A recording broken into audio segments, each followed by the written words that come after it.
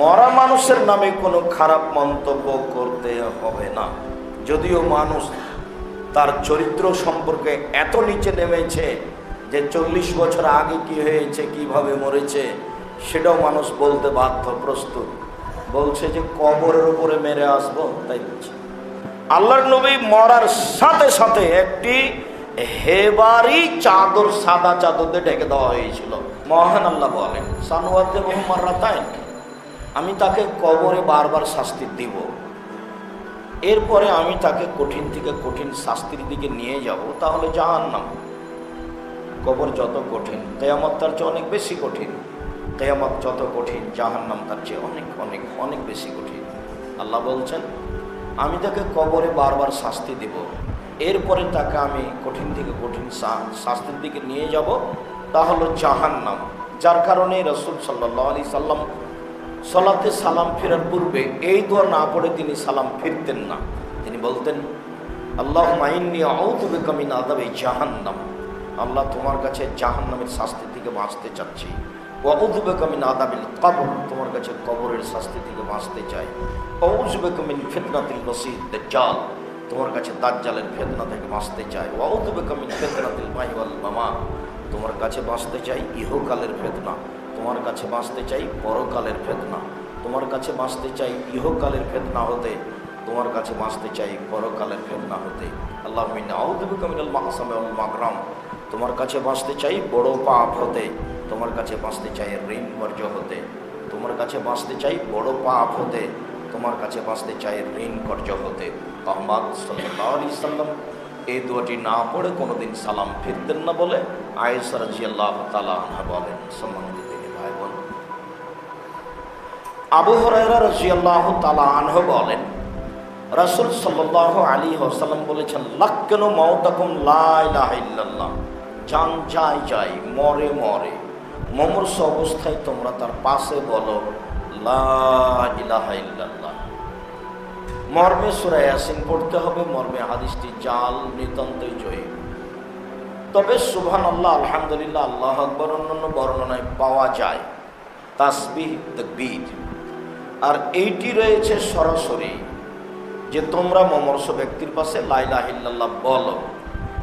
আবু হুরায়রা রাদিয়াল্লাহু তাআলা আনহু বলেন, রাসূল সাল্লাল্লাহু আলাইহি ওয়াসাল্লাম বলেছেন, মান কানা আখিরু কালামিহি লা ইলাহা ইল্লাল্লাহ ফাদাখালাল জান্নাহ, মানুষের শেষ জীবনে যদি লা ইলাহা ইল্লাল্লাহ হয় তাহলেও জান্নাতে চলে গেছে। শেষ বাক্যটি মানুষের জীবনে হওয়া দরকার, হওয়া উচিত। এই জন্য প্রার্থনা হওয়া উচিত যে আমার বিদায় যেন লা ইলাহা ইল্লাল্লাহর মাধ্যমে হয়। লা ইলাহা ইল্লাল্লাহ কে যদি বলতে পারে তাহলে সে জান্নাতে চলে গেছে। আয়েশা রাদিয়াল্লাহু তাআলা আনহা বলেন, মাতা রাসূলুল্লাহ সাল্লাল্লাহু আলাইহি সাল্লাম বাইনা হাকিনাতি ওয়া যাকিনাতি, আল্লাহর নবী আমার চিবুক, আমার থুতনির নিচে, আমার কোলের উপরে মারা গেছেন। তার গায়ে এত জ্বর ছিল, মনে হচ্ছিল যেন আমার উরু রান ফেটে যাবে। তার সামনে একটি পানির বাটি ছিল, তিনি বারবার পানিতে হাত দিয়ে হাতটা উঠিয়ে মুখের উপরে মুছে দিচ্ছিলেন। গায়ে খুব জ্বর ছিল, এটাই কারণ। একবার তিনি হাত ডুবিয়ে হাতটা মুখের দিকে নিয়ে যাচ্ছেন, কিন্তু আর যাচ্ছে না। যখন শেষবারের মতো আর যাচ্ছে না, তখন তিনি বললেন, আল্লাহুম্মা গফিরলি ওয়ারহামনি ওয়ালহিকনি বিরফিকিল আলা, আল্লাহ তুমি আমাকে ক্ষমা করো, আমার প্রতি দয়া করো, যারা সম্মানী, উঁচু সম্মানী, পরহেজগার সলে মানুষ, তাদের তুমি আমাকে অন্তর্ভুক্ত করো। এই কথাটা বলতে বলতেই হাতটা পড়ে গেল, তিনি দুনিয়া থেকে বিদায় নিলেন। এ কথা আয়েশা রাদিয়াল্লাহু তাআলা আনহা বলেন।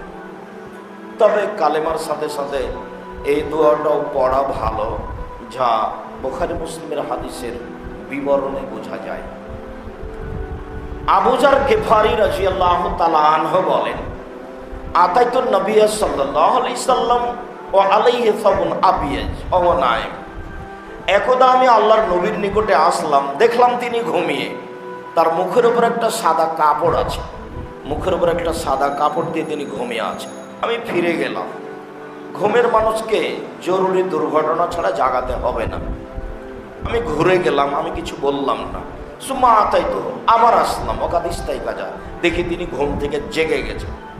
তিনি আমাকে দেখে বলছেন, আবু যার, মা মিন আহাদিন কালা লা ইলাহা ইল্লাল্লাহ দাখালাল জান্নাহ। যে কোনো পুরুষ, যে কোনো নারী, যে কোনো পুরুষ, যে কোনো নারী লা ইলাহা ইল্লাল্লাহ বলল, তা হলো জান্নাতে চলে গেছে।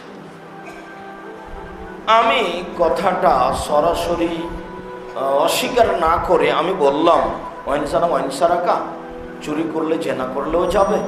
কালা ওয়াইনসানা ওয়াইনসারাকা, তিনি বললেন চুরি করলে জেনা করলেও যাবে। বলতো আমি বললাম ওয়াইনসানা ওয়াইনসারাকা, চুরি করলে জেনা করলেও যাবে? তিনি বললেন ওয়াইনসানা ওয়াইনসারাকা, চুরি করলে জেনা করলেও যাবে। আমি বললাম ওয়াইনসানা ওয়াইনসারাকা, চুরি করলে জেনা করলেও যাবে? উনি বললেন ওয়াইনসানা ওয়াইনসারাকা আলে রাগমান ফাবিজার, আবু জারের নাকটা মাটিতে মিশে যাক। আরে আমি বলছি যাবে, তোমার আপত্তি কেন? হাদিস বুখারী মুসলিম। তবে তিনি বলেছেন ও মাতা আলাদা আলে, কেউ যদি লা ইলাহা ইল্লাল্লাহ বলে আর এইটার উপরে মারা যায়, তাহলে সে জান্নাতে যাবে। এখন লা ইলাহা ইল্লাল্লাহ বলল, তারপরেও এটার উপরে আছে কি না, এটা তো খুব কঠিন কথা। অন্তত বাংলাদেশের মাটিতে থাকা খুব কঠিন, আবার দল করলে আরো কঠিন। মানে জরুরি কর্ম মানুষের বদনাম করা লাগবে, আর যখন আপনি বদনাম করবেন তখন আর তাহাজ্জুদ কুলাবে না।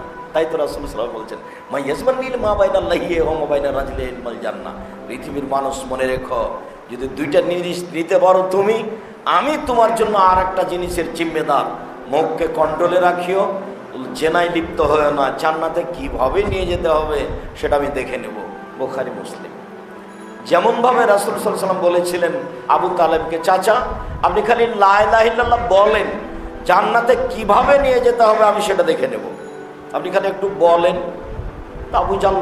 আবু জাহাল বলল, এই সময়ে বলবেন, মানুষে বদনাম করবে, এত বড় মানুষ ধর্ম পরিবর্তন করে মারা গেল। তখন তিনি বললেন, ভাতিজা আমি লা ইলাহা ইল্লাল্লাহ বলবো না। তো কয়দিন পরে মারা গেল। তখন আলী রাদিয়াল্লাহু আনহু বলছেন, আপনার চাচা মারা গেছে। তখন আল্লাহর নবী বলছেন, মারা গেছে, যাও গর্ত ঘুরে মাটিতে পুঁতে দাও গা, কোনো কথা নাই এখানে।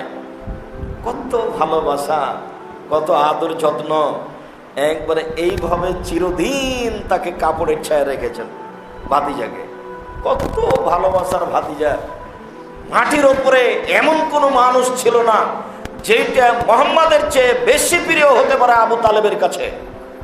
পৃথিবীতে সবচেয়ে প্রিয় ভাতিজা ছিল মুহাম্মদ সাল্লাল্লাহু আলাইহি সাল্লাম, কিন্তু তিনি তার চাচার কোনো উপকার করতে পারলেন না লা ইলাহা ইল্লাল্লাহ না বলার কারণে।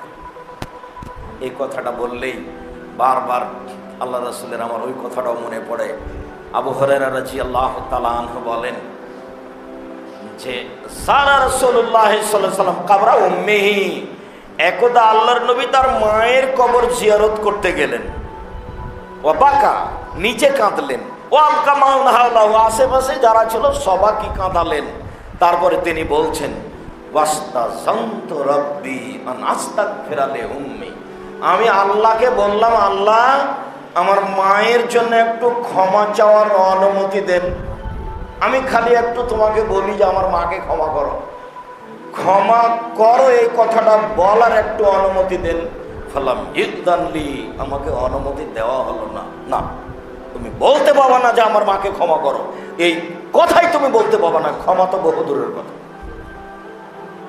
তুমি আমার মাকে ক্ষমা করো এই কথাটাই তুমি বলতে পারবে না। এই কথা আল্লাহ বলছেন আমাদের নবী মুহাম্মদ সাল্লাল্লাহু আলাইহি ওয়াসাল্লামকে, পৃথিবীর সবচেয়ে দামি মানুষ।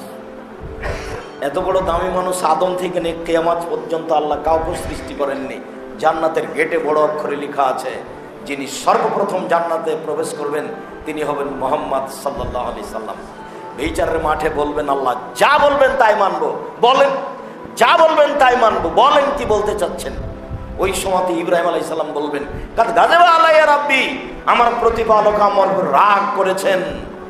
মা গাযবা মিন কাল্লাবাদ, এরকম রাগ পূর্বেও করেননি, এরকম রাগ ভবিষ্যতেও করবেন না। নাফসি নাফসি, আমার যে কি হয় তা আমি বুঝি না। এই কথা বলবেন ইব্রাহিম আলাইহিস সালাম, অথচ কত বড় দামি মানুষ মুহাম্মদ সাল্লাল্লাহু আলাইহি ওয়াসাল্লাম বলছেন, আউয়ালা মা ইয়াকশা ইয়াউমাল কিয়ামা ইব্রাহিম, বিচারের মাঠে সবাই উলঙ্গ হয়ে উঠবে, তবে সর্বপ্রথমে যাকে কাপড় পরানো হবে তিনি হচ্ছেন ইব্রাহিম আলাইহিস সালাম। তার মানে বিচারের মাঠে ইব্রাহিম আলাইহিস সালামের অনেক দাম। এরপরেও তিনি নিজেকে হারিয়ে বলছেন আমার যে কি হয় তা আমি নিজেই বুঝি না। তো এইখানে মোহাম্মদ সাল্লাল্লাহু আলাইহি সাল্লামকে আল্লাহ বলবেন আপনি যা বলবেন তাই মেনে নেব। বলেন সালমা সেটা বলেন কি বলতে চাচ্ছেন। এরপরেও তিনি বলছেন আমার মায়ের জন্য খালি বললাম যে আমার মাকে ক্ষমা করো, এরকম কথাটা বলার অনুমতি দেন, খালি একটু বলি। না, তুমি আমাকে এই কথা বলতেই পাবা না যে আমার মাকে ক্ষমা করো। ক্ষমা তো বহু দূরের কথা। কেন? লা ইলাহা ইল্লাল্লাহ ছিল না এই জন্য। আনাস রাদিয়াল্লাহু তাআলা আনহু বলেন কানা মুআজ রাদিফ রাসূলুল্লাহ সাল্লাল্লাহু আলাইহি সাল্লাম, মুআজ রাদিয়াল্লাহু তাআলা আনহু একদা আল্লাহর নবীর রাদিফ গাধার পিছনে চড়েছিলেন।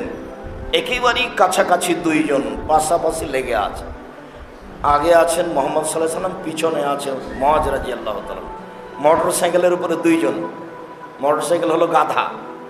আল্লাহ রসুল আগে আছেন, পিছনে মুআজ আছে। আল্লাহ রসুল বলছেন মুআজ, তো মুআজ বলছেন লাব্বাইক ওয়া সাদাইক, যে উপস্থিত মানার জন্য প্রস্তুত। মুআজ লাব্বাইক ওয়া সাদাইক, যে উপস্থিত মানার জন্য প্রস্তুত। মুআজ লাব্বাইক ওয়া সাদাইক, যে উপস্থিত মানার জন্য প্রস্তুত।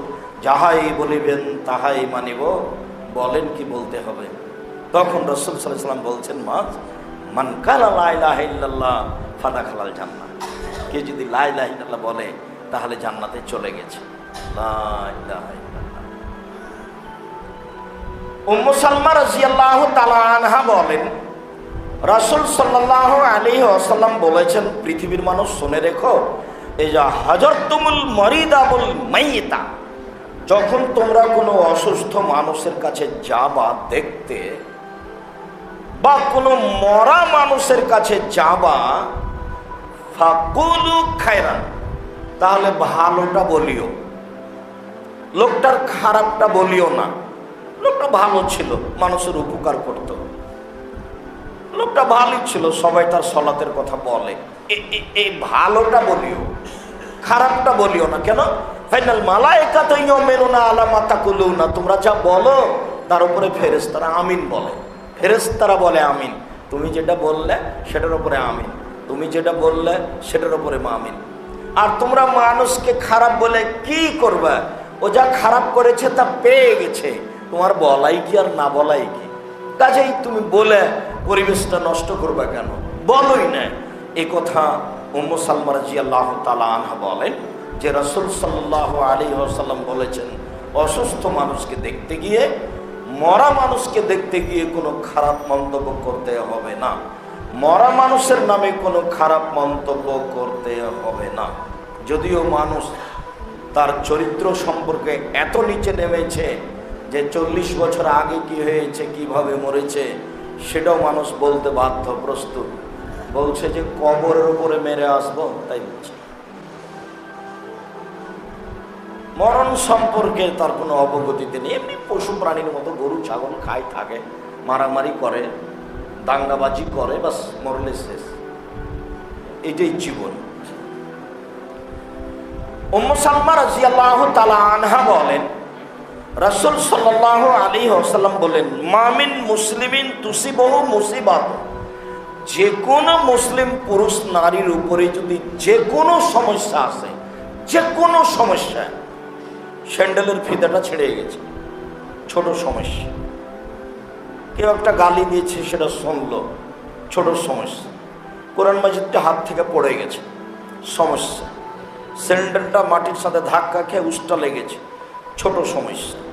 যে কোনো সমস্যা, ছোট থেকে ছোট, বড় থেকে বড়, যে কোনো সমস্যা যদি মুসলিম পুরুষ নারীর উপরে আসে, ফায়াকুলু মা আমারাল্লাহু বিহি, তারপরে সে যদি সেইটা বলে যেটা আল্লাহ বলেছেন বলতে, তারপরে সে যদি সেইটা বলে যেটা আল্লাহ বলেছেন বলতে, আল্লাহ বলেছেন যে কোনো সমস্যায় তোমরা বলিও ইন্না লিল্লাহি ওয়া ইন্না ইলাইহি রাজিউন, নিশ্চয়ই যা ঘটেছে আল্লাহর জন্য ঘটেছে, নিশ্চয়ই আমরা আল্লাহর কাছে ফিরে যাব।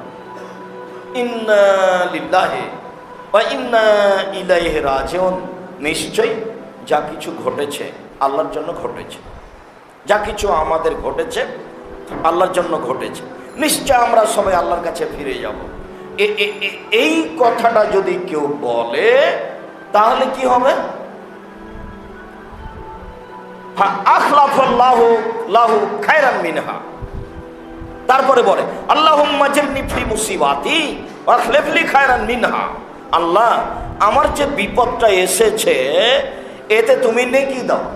বিপদে নেকি আছে, পিতা মাতা মারা গেছে, ছেলে মেয়ে মারা গেছে, এটা বিপদ।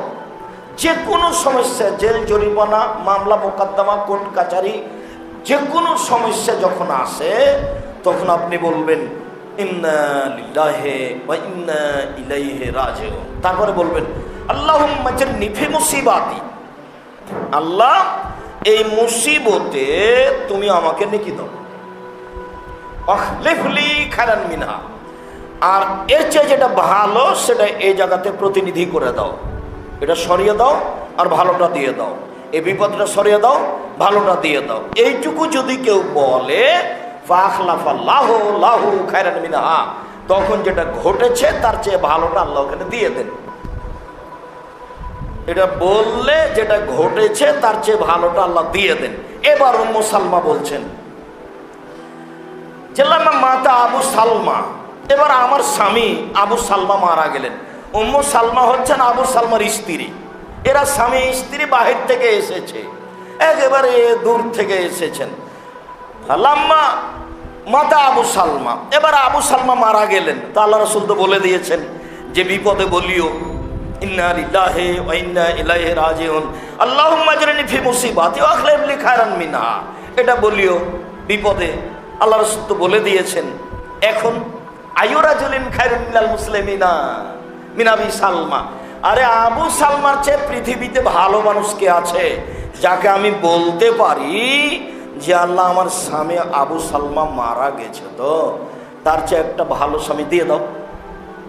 মুহাম্মদ সাল্লাল্লাহু আলাইহি ওয়াসাল্লাম যেটা বলতে বলেছেন, তা আমি যে এখন তোমাকে বলবো, তা আবু সালমার চেয়ে তো ভালো মানুষই নাই আমার কাছে দুনিয়াতে। সবচেয়ে তো ভালো মানুষ আমার স্বামী আবু সালমা। আবু সালমার চেয়ে আমার দৃষ্টিতে ভালো মানুষ কেউ নেই। আউয়ালু বাইতিন হাজার ইলা রাসূলিল্লাহি সাল্লাল্লাহু আলাইহি ওয়াসাল্লাম, তিনি আরো ভালো মানুষ এই জন্য যে তিনি প্রথম ব্যক্তি বাড়ি ঘর ছেড়ে, জমি জায়গা ছেড়ে, আত্মীয় স্বজন ছেড়ে চলে এসেছেন রাসূলের কাছে হিজরত করে। সে খুব ভালো মানুষ, তার চালচলন খুব ভালো, তার আচরণ ভালো, সে প্রথমে এসেছে, সব দিক দিয়ে ভালো। এটা তো মুসিবত, স্বামী তো মারা গেল, মুসিবত। তা আমি তার চেয়ে ভালো মানুষ কেমনে চাই? এটা তার কথা, আমি বুঝাতে পারছি কি না? কেমনে চাই তার চেয়ে ভালো মানুষ? যাক, সুমাইনি কুন্ত। তারপরে আমি বলতে থাকলাম, যেহেতু আল্লাহ রাসূল বলেছেন বলাই লাগবে, বিপদ আসলে বলতে হয়। তারপর আমি বলতে থাকলাম সুমাইনি কুন্ত, তারপর আমি বলতে থাকলাম অবাক দেখি ফাখলাফাল্লাহু লি রাসূলুল্লাহ সাল্লাল্লাহু আলাইহি ওয়াসাল্লাম, দেখি আল্লাহর রাসূলকে আমার স্বামীর জায়গাতে আল্লাহ করে দিয়েছে। বলতে কয়েকদিন পরে শুনলাম আল্লাহর নবী আমাকে বিবাহের প্রস্তাব দিলেন। তখন আমি বললাম, ওরে, আমি তো বুঝতে পারিনি যে আবু সালমার চেয়ে ভালো মানুষ দুনিয়াতে আছে।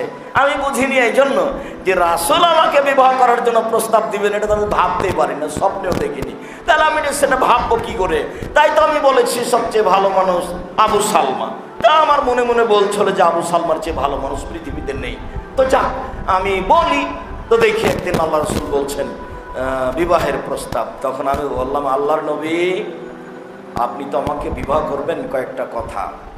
এক, আমি গ্রামের মেয়ে, আপনি কিন্তু শহরের মানুষ। দুই, আমি বিবাহিতা মহিলা, আমার স্বামী ছিল, আমি সংসার করেছি। তিন, আমার বাচ্চা কাচ্চা আছে। সব মিলে আপনি খুশি আছেন তো? এমনিতেই বিবাহের প্রস্তাব দিলে এই সমস্যাগুলো আসতে পারে। আমার ছেলে আছে তো আপনার কাছে আসবো, তখন ছেলেও আসবে। আর আমি তো গ্রামের মহিলা, আমি গ্রাম সম্পর্কে বুঝি, শহর বুঝি না। আপনি শহরের মানুষ, এই কয়েকটা কথা বললেন। তারপরে আল্লাহ রাসূল বললেন, উম্মু সালমা, আমি বুঝেই প্রস্তাব দিয়েছি, বিবাহ হয়ে গেল। কথা শেষ। যে কোনো মুসিবতে বলতে শিখতে হবে পুরুষ নারী, সারা পৃথিবীর মুসলিম পুরুষ নারীকে স্যান্ডেলের বাধাটা ফিতাটা ছিঁড়ে গেলে বলতে হবে ইন্না লিল্লাহি ওয়া ইন্না ইলাইহি রাজিউন, আল্লাহুম্মা জান্নিবনি ফি মুসিবাতি আখলিফ লি খায়রান মিনহা। বলতে হবে জরুরি, ইন্না লিল্লাহি ওয়া ইন্না ইলাইহি রাজিউন, আল্লাহুম্মা জান্নিবনি ফি মুসিবাতি আখলিফ লি খায়রান মিনহা। এটা বলতে ব্যবস্থা আল্লাহ করবেনই। আমি তো তার উপরে তাকে বলেছি এটা ব্যবস্থা করে দাও তুমি, তার কাছে অসম্ভব কিছু। আমি বুঝেছি অসম্ভব, কিন্তু আসলে তার কাছে অসম্ভব নয়। উম্মু সালমা তো এটা গ্রহণই করতে পারেননি। তো যেহেতু আল্লাহ রাসূল বলেছেন তাই তিনি বলতে থেকেছেন, ফলাফল হলো এই। উম্মু সালমা রাদিয়াল্লাহু তাআলা আনহা বলেন, দাখালা রাসূলুল্লাহ সাল্লাল্লাহু আলাইহি সাল্লাম আলা আবি সালমা ওয়া শাক্কা বাশারুহু। আবু সালমা মারা গেছে, এই সময় আল্লাহ রাসূল বাড়িতে ঢুকলেন। আল্লাহ রাসূল আমাদের বাড়িতে আসলেন, তখন তিনি দেখলেন যে আবু সালমার চোখগুলি খোলা আছে, চোখগুলি মিলে আছে, মারা গেছে, ফাঁক মাজা। এসেই তিনি চোখগুলোতে হাত দিয়ে বন্ধ করে দিলেন। বন্ধ করে দেওয়ার পরে বলছেন, দেখো ইন্নার রুহায়ে যা কবে যা তাবিয়াহুল বাসার, যখন আত্মা বের করা হয় তখন চক্ষু আত্মাকে দেখতে থাকে। যেমন বের হয়ে গেছে তেমনি এই দেহ অকেজ হয়ে গেছে, এই দেহ আর খোলা চক্ষু বন্ধ করতে পারবে না, এই দেহ আর কোনো কাজ করতে পারবে না। যার কারণে পাশে যারা থাকবে তাদের উচিত হাতে হাতে চক্ষুটা বন্ধ করা, কেননা শরীর ঠান্ডা হয়ে গেলে এই চামড়া টেনে আসবে না। যতক্ষণ পর্যন্ত গরম আছে শরীর ততক্ষণ পর্যন্ত আসবে। জরুরি যে যারা মুমূর্ষ ব্যক্তির পাশে থাকবে তারা মুখে বলবে লা ইলাহা ইল্লাল্লাহ, সুবহানাল্লাহ, আলহামদুলিল্লাহ, আল্লাহু আকবার বলবে। আর যখনই আত্মাটা বের হয়ে যাবে তখনই চক্ষুটা বন্ধ করার চেষ্টা করবে, এভাবে বন্ধ করে দিবে। মুহাম্মদ সাল্লাল্লাহু আলাইহি ওয়াসাল্লাম আবু সালমার পাশে গেলেন, দেখলেন চক্ষু খোলা আছে, তিনি হাত দিয়ে চক্ষু বন্ধ করে দিলেন। আর তিনি বললেন আত্মা যখন বের হয় তখন চক্ষু দেখতে থাকে কিভাবে বের হচ্ছে, বের হয়ে চলে গেছে, চক্ষু দেখতেই থেকেছে, আর বন্ধ করতে পারেনি। ও তো আর বন্ধ করতে পারবে না, শরীর তো অকেজ হয়ে গেছে, এ আর কোনো কাজ করতে পারবে না, শরীরের ভিতরে কিছু করার নেই, এখন জড়বস্তু হয়ে গেছে।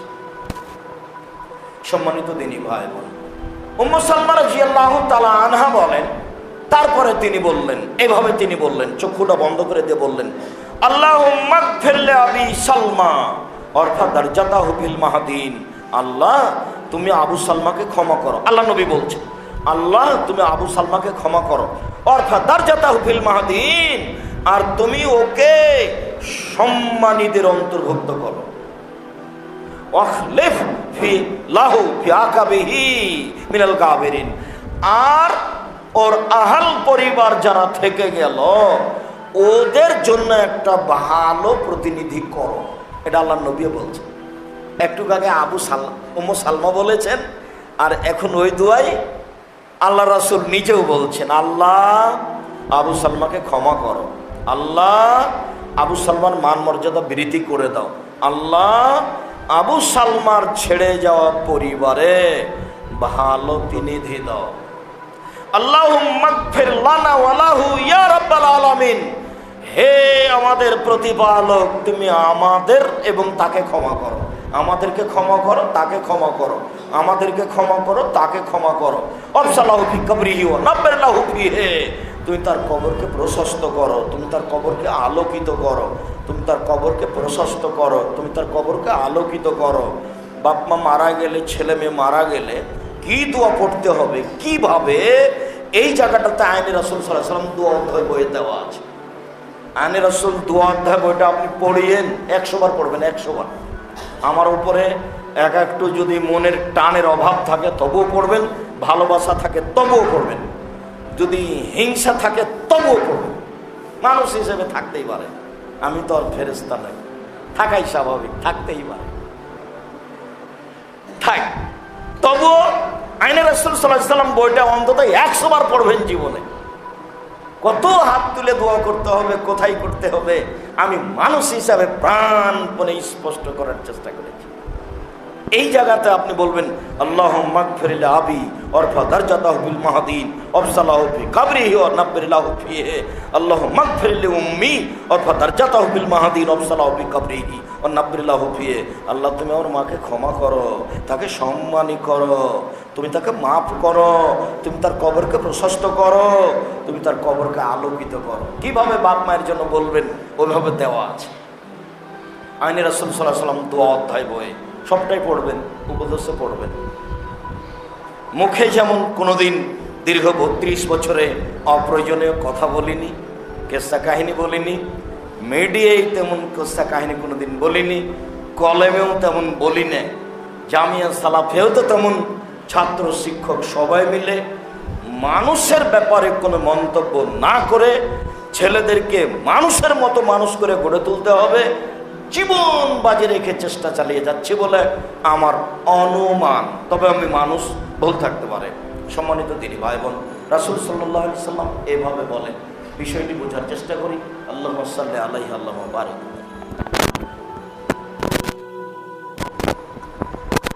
আলহামদুলিল্লাহি ওয়াহদা ওয়াসসালাতু ওয়াসসালামু আলা মান লা নাবিয়্যা বা'দা। আয়েশা রাদিয়াল্লাহু তাআলা আনহা বলেন, ইন্না রাসূলুল্লাহ সাল্লাল্লাহু আলাইহি ওয়াসাল্লাম সুজ্জিয়া বিবুরদে হেবারাতিন, আল্লাহর নবী মরার সাথে সাথে একটি হেবারি চাদর, সাদা চাদর দিয়ে ঢেকে দেওয়া হয়েছিল। মানুষটা মরার সাথে সাথে একটা সাদা কাপড় দিয়ে ঢেকে দিতে হবে, এটা জরুরি, এটা সুন্নাত। তাকে কিবলামুখী করতে হবে এই কথা মুহাম্মদ সাল্লাল্লাহু আলাইহি ওয়াসাল্লাম বলেননি। তাকে একটা সাদা কাপড় দিয়ে ঢেকে দিতে হবে, তারপর ওযু দিয়ে গোসল দিতে হবে, তারপরে 3টা কাপড় দিতে হবে, মহিলা পুরুষ সবার 3টে। তারপর লাশটাকে ভালো করে 3বার ধৌত করতে হবে, পুরো শরীর ভিজিয়ে সাবান দিয়ে ভালো করে হাত ডলে ঘষে পরিষ্কার ঝকঝকে করতে হবে 3বার, প্রয়োজনে 5বার, প্রয়োজনে 7বার করে 3টে সাদা কাপড়ের উপরে তুলে দিয়ে ডানেরটা বামে, বামেরটা ডানে তুলে দিয়ে ফিতে দিয়ে একটু আটকে রাখবে, কাপড়টা যেন খুলে না পড়ে। 3 ফিতে 5 ফিতে দিতে হবে, এই কথা মুহাম্মদ সাল্লাল্লাহু আলাইহি ওয়াসাল্লাম বলেন। কাপড়টা যেন খুলে না পড়ে সেটা আটকে রাখার জন্য। তারপরে জানাজাকে সামনে রেখে কোনো বক্তব্য হবে না। চেয়ারম্যান, মেম্বার, এমপি, মন্ত্রী, মাওলানা সাহেব, হাজি, গাজী, বাপ বেটা সবার না যায়, সব হারাম। খালি বলতে পারে যে কোনো লেনদেন যদি থাকে সেটা আপনারা দেখবেন, এটুকুই, 1 মিনিট 2 মিনিট। লাশকে সামনে রেখে ঘন্টা ঘন্টা বক্তব্য দেওয়া হারাম। সম্মানিত দিনী ভাই বোন, বলছিলাম সাদা কাপড় দিয়ে ঢেকে দিতে হবে। আয়েশা রাদিয়াল্লাহু তাআলা আনহা বলেন, কাব্বালা রাসূলুল্লাহ সাল্লাল্লাহু আলাইহি সাল্লাম উসমান ইবনে মাযউন ওয়া বাকা ওয়া ইয়াবকি ওয়া মাইয়াতুন ওয়া ইয়াবকি ওয়া সালাতুমু রাসূলুল্লাহ সাল্লাল্লাহু আলাইহি ওয়াসাল্লাম উসমান। আল্লাহর নবী উসমান ইবনে মাযউন, উসমান রাদিয়াল্লাহু, উসমান গনি নয়, উসমান ইবনে মাযউন রাদিয়াল্লাহু তাআলা মারা গেছেন। তো আল্লাহ নবী ওখানে গেলেন, দিয়ে আল্লাহ রাসূল তাকে চুমা দিলেন। আল্লাহ নবী নিজে যখন চুমা দিলেন মরা মানুষকে, তখন দেখলাম তার 2 চোখের পানি খালি ঝরঝর ঝরঝর করে ঝরছে, আর টপ টপ করে পানি উসমান ইবনে মাযউনের মুখের উপরে পড়ছে। চোখের পানি আসবে, এটাই ময়া, এটাই মহব্বত, এটাই ভালোবাসা। চিল্লাচিল্লি করে কাঁদবে, এটা হলো জাহেলিয়াত। আয়েশা রাদিয়াল্লাহু তাআলা এই কথা বলেন। আয়েশা রাদিয়াল্লাহু তাআলা আনহা বলেন, ইন্না আবু বকরিন কাব্বালা রাসূলুল্লাহ সাল্লাল্লাহু আলাইহি ওয়াসাল্লাম মাইয়াত। আমি দেখলাম আমার ঘরে আল্লাহর নবী আছেন, তো আমার বাপ আবু বকর সিদ্দিক আসলেন, এসেই প্রথমে চুমা দিলেন। মরা মানুষকে চুমা দেওয়া যায়, কপালেই দিবে। মরা মানুষকে চুমা দেওয়া যায়, একাধিক সহিহ হাদিস। মরা মানুষকে কাপড় দিয়ে ঢেকে দিতে হবে, যা সহিহ হাদিস। এরপরে চলেন অবস্থা মরণের।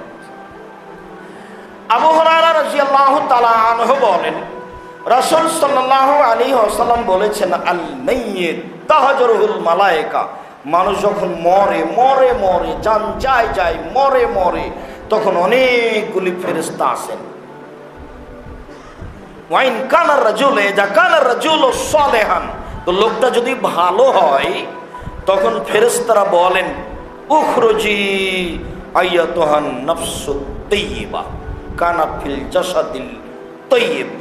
ও প্রশান্ত পূর্ণ আত্মা, ও ভালো আত্মা, তুমি তো ছিলে ভালো দেহের মাঝে, ও ভালো আত্মা, তুমি তো ছিলে ভালো শরীরের মাঝে, বের হও, বের হও। উখরজি, বের হও। অবশেরি, সুসংবাদ গ্রহণ করো। বে রাউহিন ও রায়হানিন ও গায়রে গাজবানা ও রব্বে গায়রে গাজবানা, বের হও আনন্দর সাথে, বের হও প্রশান্তির সাথে, বের হও তোমার প্রতিপালক তোমার উপরে সন্তুষ্ট, ও প্রশান্তিপূর্ণ ভালো আত্মা, বের হও।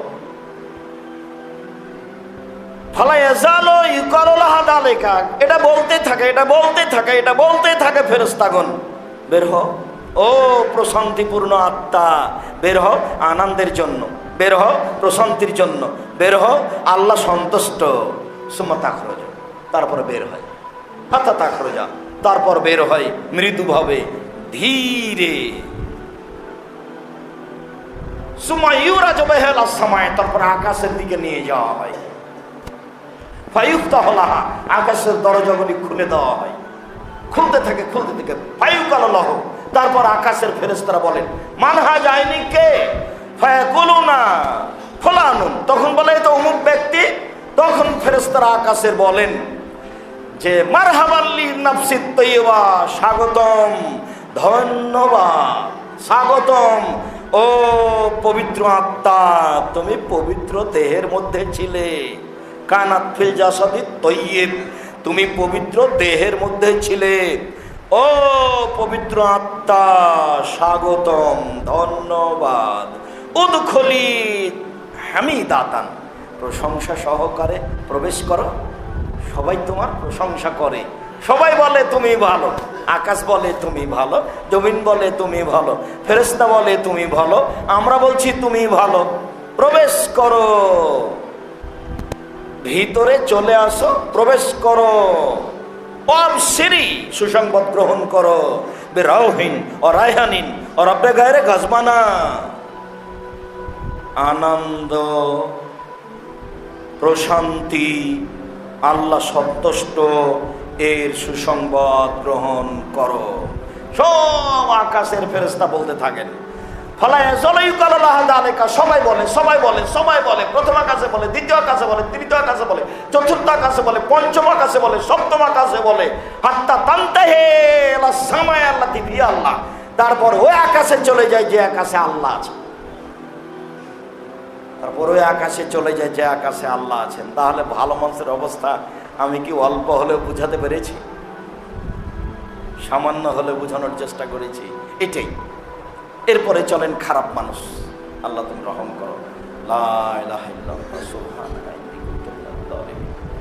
আল্লাহুম্মা ইন্নী আউযু বিকা মিন আযাবি জাহান্নাম ওয়া আউযু বিকা মিন আযাবিল কবর ওয়া আউযু বিকা মিন ফিতনাতিল মাসীহিদ দাজ্জাল ওয়া আউযু বিকা মিন ফিতনাতিল মাহইয়া ওয়াল মামাত।